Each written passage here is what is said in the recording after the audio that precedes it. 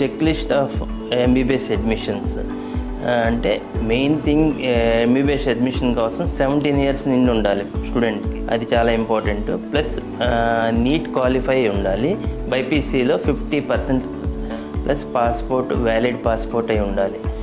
Neat లేకుండా కూడా స్టూడెంట్స్ని చాలామంది జాయిన్ చేస్తానని కన్సల్టెన్సీ ఇప్పుడు పబ్లిసిటీ చేస్తుంది, కానీ అది రాంగ్ గైడెన్స్. నీట్ అనేది మన ఇండియా వచ్చిన తర్వాత వర్క్ చేసుకోవడానికి ఎలిజిబిలిటీ.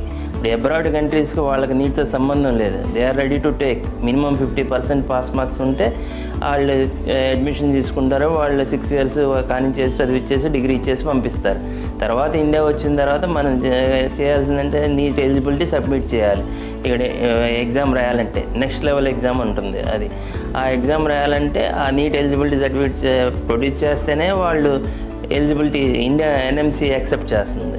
అక్కడ చాలామంది ప్రాబ్లమ్ ఫేస్ చేస్తారు, అది చాలా జాగ్రత్త పడండి, చాలా ఇంపార్టెంట్. ప్రతి స్టూడెంట్కి చెప్పాల్సింది